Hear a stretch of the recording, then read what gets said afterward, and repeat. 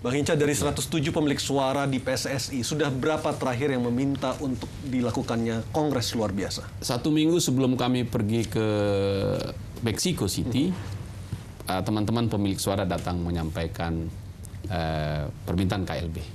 Jadi itu berapa banyak? Waktu itu 85. Oke. Sekarang kita proses kita verifikasi lah, itu normal saja. Nah, yang mungkin perlu dijelaskan sebagai pengetahuan kita adalah kalau orang mau KLB, Kongres Luar Biasa, itu kan mengganti pengurus. Betul. Oke. Kalau Anda mau mengganti pengurus, pasti ada alasannya. Kan nggak mungkin juga, aku ganti kau Hinca. Kenapa? Aku tak suka sama kau. Kenapa? Itu, iya tak suka, jadi aku ganti. Kan nggak bisa juga.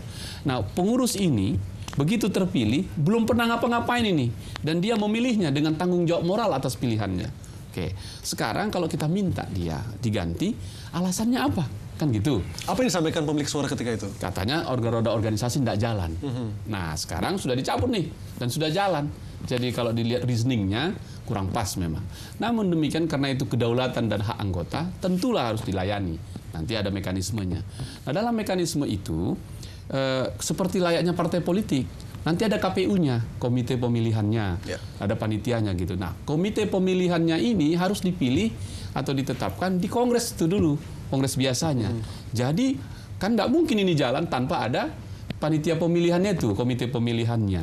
Nah, jadi semua tahapan ini harus diikuti dulu. Kita siapkan dulu perangkat-perangkatnya, baru itu KLB jalan. Ya, gitu. Artinya dari ucapan Anda tadi, sebenarnya menurut PSSI tidak ada alasan untuk meminta KLB, seperti itu singkat. Iya, kalau saya misalnya Anda tanya, uang belum pernah jalan dan diminta ber-KLB, orang kan ada alasannya gitu. Mas Zuhairi, Anda setuju tidak ada alasan untuk mengganti pengurus PSSI dengan cara KLB?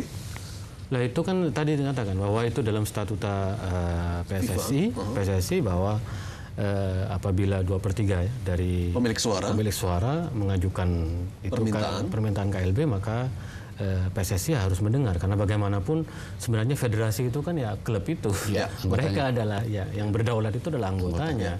Jadi terserah voternya mau apa gitu. Dan tim transisi kan selama ini kan melalui Menpora juga ingin agar ada KLB seperti itu, bukan posisinya? Enggak, itu kalau kami posisinya itu semua tergantung kepada voters.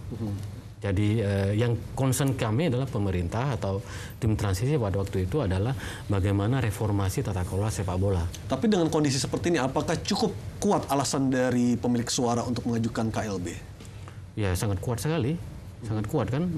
Jadi sekarang muncul kesadaran dari klub-klub supaya proses reformasi itu berjalan. Nah, kalau kita lihat memang Pak Lanyala itu kan ada proses hukum yang sedang berlangsung, tapi ada yang kita sebut adalah etika ya. Karena sepak bola itu kan fair play, ada etika di situ bermain, maka dengan ditetapkan sebagai tersangka walaupun kasusnya tidak ada kaitan dengan sepak bola, maka para voters mengambil langkah-langkah itu. Kalau kita melihat di dalam Badan Sepak Bola Dunia atau FIFA, kita juga melihat ada Michael Platini, ada Sepp Blatter yang akhirnya juga mundur karena tersangkut kasus meskipun belum tersangka, seperti itu posisinya. Ya, karena memang idealnya itu Pak Lanyala mundur. Nah, kalau Pak Lanyala mundur, dia smooth proses reformasinya gitu. Sambil lalu kemudian ada kongres luar biasa, lalu dipilih yang baru, lalu kita berharap nanti pengurus federasi yang baru itu mengambil langkah-langkah yang reformis dalam pengelolaan sepak bola kita. Kami berharap bahwa sepak bola kita itu sebenarnya punya potensi yang sangat luar biasa. Potensi bisnis yang pertama, yang kedua potensi dari talenta pemain kita, lalu kemudian juga potensi prestasinya di level internasional terutama, karena kalau kita melihat U19 misalnya kan kita juga bisa ngalahin Korea Selatan. Itu artinya bahwa kalau dikelola dengan sangat baik, kalau ada federasi yang betul-betul baik, maka semua hal akan jauh lebih baik. Tapi ada juga tadi Pak Hinca mengatakan tidak fair juga, Pak Hinca menilai untuk diganti karena mereka juga belum kerja selama 1 tahun seperti ini. Apakah alasan itu cukup kuat? Ya memang sebenarnya kalau Pak Lanyala tidak menjadi tersangka, saya kira klub juga tidak akan mengajukan KLB, Kongres Luar Biasa. Kan konteksnya karena status tersangka itu, lalu kemudian klub menyadari bahwa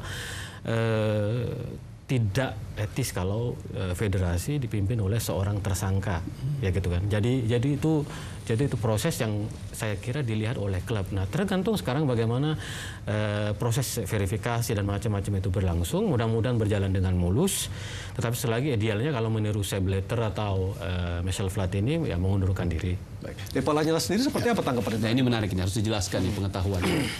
Kasus Blatter dan kasus Platini berkenaan dengan etika sepak bola. Ya. Oke, jadi dia di rumahnya sepak bola tuh. Pak Lanyala bukan kasus sepak bola. Kita jelas Presiden. Yang kedua, waktu Blatter mundur, dia meminta itu persiapannya setahun ke depan. Karena disiapkan dulu. Begitu juga Platini. Platini itu hukumannya, dia kan dihukum oleh Komite Etik FIFA dan kemudian sampai ke CAS. Di CAS dia kalah. Begitu dia kalah, secara etik, karena ini soal bola, dia menyiapkan diri untuk penggantiannya. Dan itu butuh waktu. Oke, jadi dua hal yang berbeda. Jadi kalau tadi ini dikatakan kriminalisasi untuk Pak Lanyala, kaitannya sama sepak bola menjadi sangat terasa. Karena ini bukan urusan sepak bola. Lalu ditarik-tarik karena kau sudah tersangka, maka harus mundur gitu. Padahal sebelum tersangka dulu udah digas-gas terus gitu kan. Nah, setahun tim ini bekerja, Menpora bekerja, termasuk tim transisi, kan juga nggak bisa apa-apa. U19 kemarin juga bagus, bukan karena Menpora juga, kita-kita juga gitu. Tapi bantuan pemerintah penting. Meskipun sampai hari ini belum ada juga bantuan itu. Nah, kalaupun dijanjikan 50 miliar ya sulit sekali kita nolaknya. Tapi kalaupun tak ada ya kita cari juga gitu kan. Nah, kalau besok tidak ada ya kita cari juga. Artinya sesungguhnya kondisi ini aroma politiknya sangat kental. Kental sekali. Misal ya, akan sangat baik jika hadir di studio ini pemilik suara itu. Kalau teman-teman bisa menghadirkan voters itu dan mewawancarai dia dengan apa isi hatinya, lebih baik daripada tim transisi yang sudah dibubarkan ini. Kan nggak ada urusannya. Mengapa masuk ke wilayah yang bukan artinya urusannya? Anda juga menganggap pemilik voters ini, pemilik suara ini juga tanda kutip ditunggangi oleh kepentingan tertentu seperti itu? Maka saya katakan supaya fair di hadapan publik, ayo panggil yang pemilik suara itu, tanyain, kenapa kau suruh dia mengajukan KLB kau gitu. Kan lebih fair. Kita bilang 85, tapi nggak pernah kita tanyain dia. Dari hasil verifikasi benar 85. Nah, dari angka jumlah fisiknya 85. Ya. Verifikasinya tentu nanti kita umumkan. Misal, oh ya ini benar, ini benar, ini benar. Tapi ini sederhana saja. Kalau nanti kurang kan tinggal ditambahin saja. Bukan sesuatu yang masalah itu. Tapi yang saya mau katakan adalah, apakah Kongres luar biasa itu menjadi sesuatu, menjadi persyaratan menyelesaikan reformasi itu? Saya katakan tidak. Tapi kalau pemerintah duduk sama-sama, oke itu. Ayo kita perbaiki ini klubnya, baik. Kita perbaiki ini infrastruktur, baik. Kita perbaiki ini, baik. Itulah yang saya katakan tadi. Waktu saya ngomong dengan FIFA, juga begitu, 5 putir itu. Karena itu yang bisa jalankan kan federasinya. Anda boleh ganti, PSSI itu sampai kapanpun harus ada, pengurusnya datang silih dan berganti. Sama dengan NKRI ini. NKRI ini harga mati. Presidennya datang silih berganti per 5 tahun gantian. Ini pun juga begitu. Jadi biarkan dia bekerja dulu dan seterusnya. Baru kita jalan. Apakah sejauh ini sudah ada komunikasi antara PSSI dengan pemilik suara yang ingin mengajukan KLB, Bang? Ya, dia anggota kami, tiap hari kami ketemu, dia cakep-cakep. Artinya apakah Anda juga melihat memang benar ada itikat dari mereka untuk mengganti ini murni dari keinginan saya mereka? Bicara dengan mereka. Justru ada yang menunggangi seperti itu? Saya tidak ingin menggunakan kata-kata itu. Kami kan karena dia anggota dan dia punya kedaulatan. Saya tanyakan dia, mengapa kau minta waktu itu waktu kita sedang terhukum? Ya. Nah sekarang kenapa kau minta itu? Iya supaya kita tidak dihukum. Sekarang sudah tidak dihukum. Masih masuk akal lagi enggak? Ya gimana ya? Nah karena itu saya tidak bisa mewakili dia. Saya mengapil ini. iTalk ini bawa kemari ke pemilik suara bicara gitu. Baru fair gitu. Sehingga enak toh.